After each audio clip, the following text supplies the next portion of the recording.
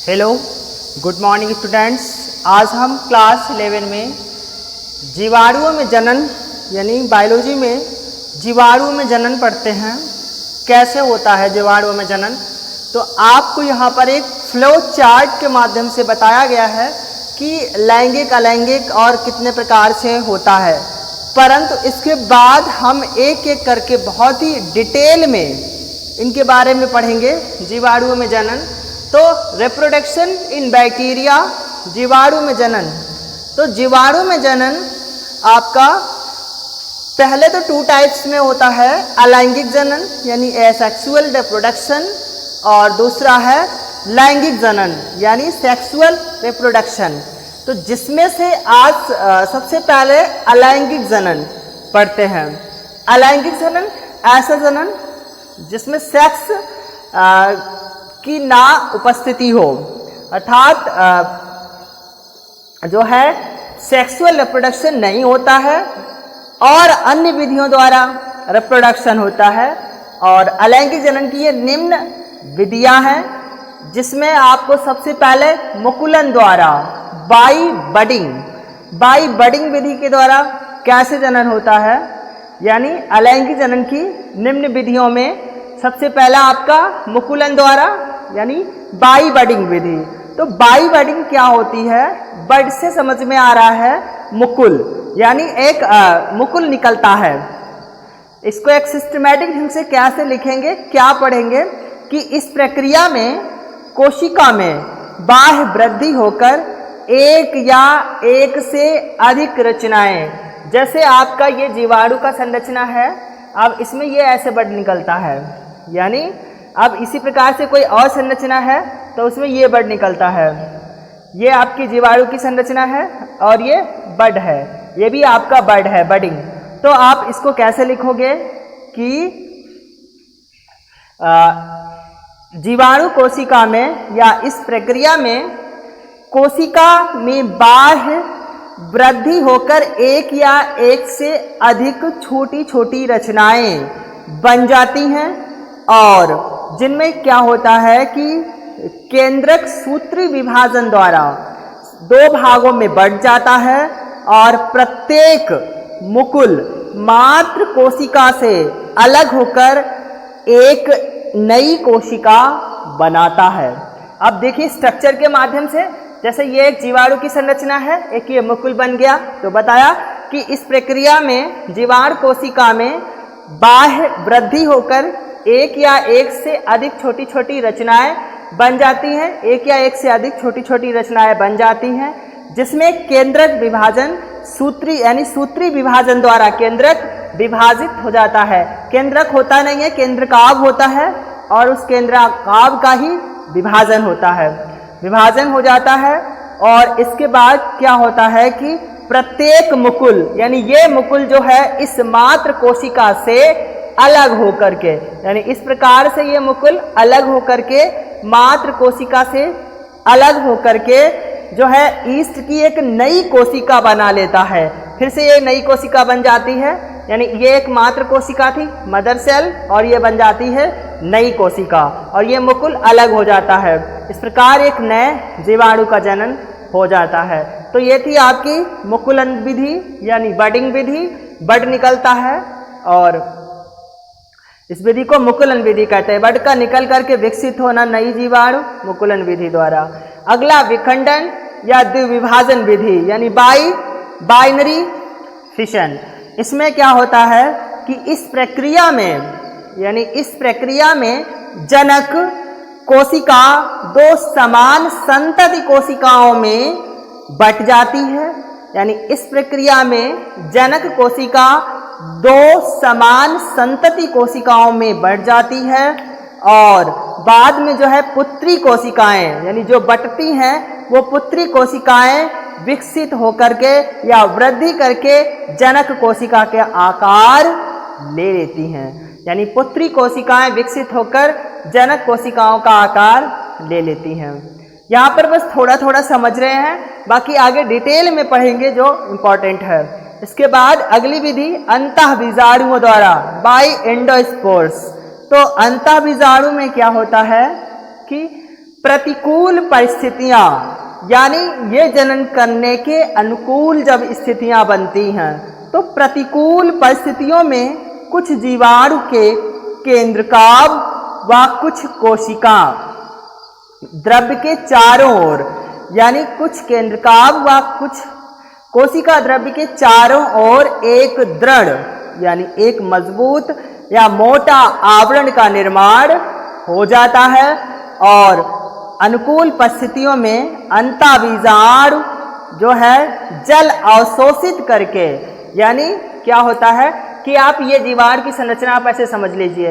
अंतःबीजाणु में क्या होता है कि विशेष परिस्थितियों में कुछ जीवाणु के केंद्रक या कोशा द्रव्य के बाहर की तरफ एक मोटा आवरण बन जाता है और ये मोटा आवरण जो है अनुकूल परिस्थिति में जल अवशोषित करके क्या कर लेता है, अंतःबीजाणु जल अवशोषित करके पुनः उपापचयी रूप से सक्रिय हो जाता है। तो ये जो है सक्रिय हो जाता है जिसके कारण अनेक रूप से बाहर निकल करके इससे दूसरी संरचना निर्मित कर लेता है और ये अंतःबीजाणु जो है दूसरी जीवाणु कोशिका निर्मित कर लेते हैं और ये आपका बाई एंडोस्पोर्स। उसके बाद आपका अगला है बाई कोनोडिया द्वारा। कोनिडिया समझिए क्या होता है, ये तंतुवत जीवाणु जैसी एक्टिनोमाइसीस गोल या छड़ के आकार की कोनोडिया का निर्माण करते हैं। अब कोनोडिया ये इस प्रकार की संरचना होती है, कोनोडिया इस प्रकार की संरचना बनती है और ये कोनोडिया के माध्यम से क्या होता है कि कोनोडिया तंत्र की विशेष शाखा से, यानी इसी की कोई विशेष शाखा होगी जिससे एक नई शाखा का निर्माण हो जाता है और इस नई शाखा से नए जीवाणु का पूर्ण विकास हो जाता है। यानी इस जनक के भांति ये कोनोडिया बन जाती, कोनोडिया से नया जीवाणु बन जाता है। यानी तंतुवत जीवाणु, जैसे आपका इसमें उदाहरण भी दिया गया है कोनोडिया में एक्टिनोमाइसीटीज, वो एक तंतुवत जीवाणु होता है। तो तंतुवत जीवाणु एक्टिनोमाइसीटीज गोल और छड़ के आकार की कोनोडिया का निर्माण करता है। ये गोल भी है और छड़ के आकार की कोनोडिया का निर्माण कर रहा है और इसी कोनोडिया की कोई विशेष शाखा, यानी इसमें कि यहाँ की शाखा या इस जगह की शाखा, कहीं की भी कोई शाखा होगी जिससे क्या होगा कि एक नए जीवाणु का निर्माण हो जाएगा।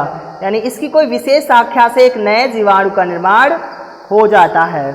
इसके बाद अब अगला आता है चल बीजाणु द्वारा बाई जूस्पोरस। इसमें क्या होता है, जीवाणु की कोई संरचना है जिसके अंदर चल बीजाणु हैं और ये चल बीजाणु जो है अपनी इस विशेष फ्लैजिला के कारण गति करते हैं।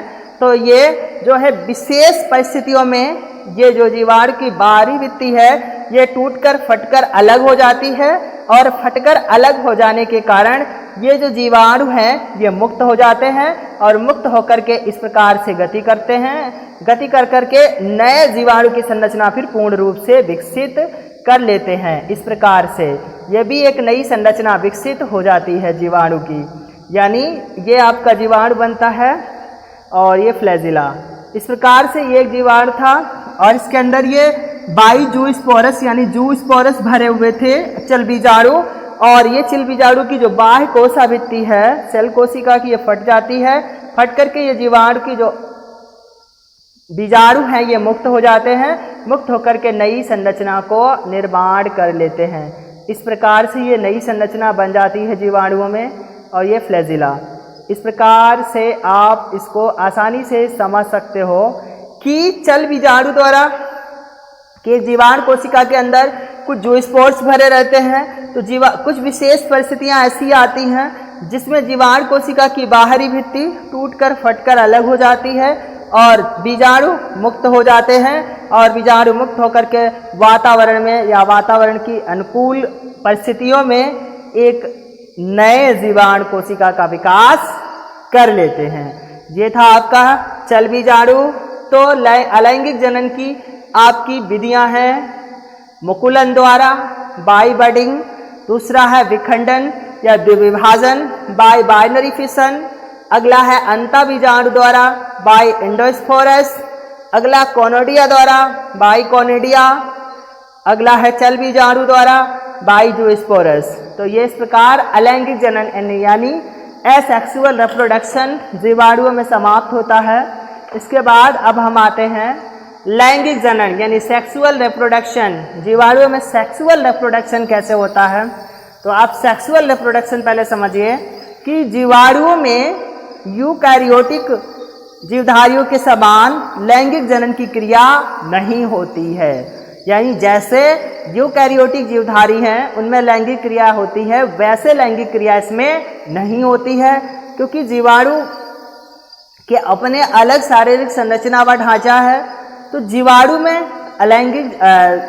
में जो लैंगिक जनन है वो आनुवंशिक पदार्थ से होता है।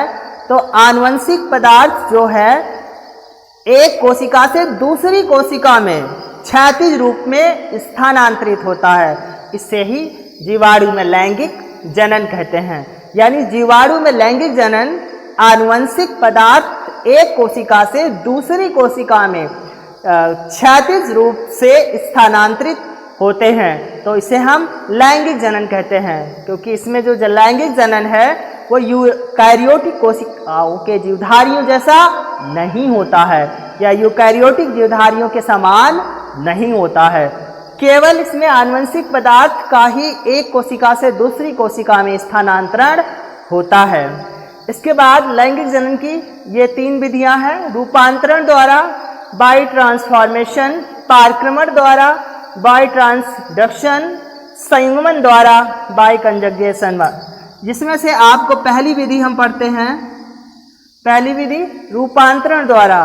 तो रूपांतरण में क्या होता है कि इस विधि में जैसा कि रूपांतरण पता चला रूप बदलना, तो इस विधि में एक प्रकार के जीवाणु कोशिका यानी इस विधि में एक प्रकार की जीवाणु कोशिका संवर्धन माध्यम से यानी संवर्धन के माध्यम से आनुवंशिक पदार्थ को ग्रहण करके रूपांतरित हो जाती है। यानी इस विधि में एक प्रकार की जीवाणु कोशिका संवर्धन माध्यम से आनुवंशिक पदार्थ को ग्रहण करके रूपांतरित हो जाती है। इससे रूपांतरण विधि कहते हैं। और जीवाणु कोशिका रूपांतरित होकर के एक नए जीवाणु को जन्म देती है। जैसे उदाहरण डिप्लोकोकस न्यूमोनी। डिप्लोकोकस न्यूमोनी जीवाणु जो है न्यूमोनिया का कारक बनता है, निमोनिया को फैलाने का कारक है। तो रूपांतरण जो विधि है ये डिप्लोकोकस न्यूमोनी जीवाणु में लागू होती है, क्योंकि इस विधि में आपको बताया कि इस विधि में एक प्रकार की जीवाणु कोशिका संवर्धन माध्यम से आनुवंशिक पदार्थ को ग्रहण करके जो है रूपांतरित हो जाती है। इसके बाद अगला था पारक्रमण द्वारा बाय ट्रांसडक्शन। पारक्रमण क्या होता है? जो जीवाणु भोजी विषाणु यानी जीवाणु भोजी विषाणु एक जीवाणु पर पाया जाता है। जीवाणु भोजी विषाणु वायरस है, जीवाणु नहीं है। जीवाणु भोजी विषाणु एक जीवाणु पर पाया जाता है या एक जीवाणु पर आक्रमण करता है। यानी आक्रमण करता है और क्या करता है? अपने विषाणु यानी अपने डीएनए को जीवाणु की कोशिका द्रव्य में पहुंचा देता है। यानी एक जीवाणु भोजी विषाणु एक जीवाणु पर आक्रमण करता है और अपना आनुवंशिक पदार्थ यानी अपना जो डीएनए है, जो विषाणु है वो अपना डीएनए जीवाणु के कोशिका द्रव्य में पहुंचा देता है और विषाणु कोशिका से गुणन करता रहता है। और विषाणु जो है जीवाणु कोशिका से गुणन करते रहने के बाद कई सारे नए जीवाणुओं को जन्म देता है। ये थी आपकी पारक्रमण विधि। इसके बाद संयुग्मन द्वारा बाय कंजुगेशन।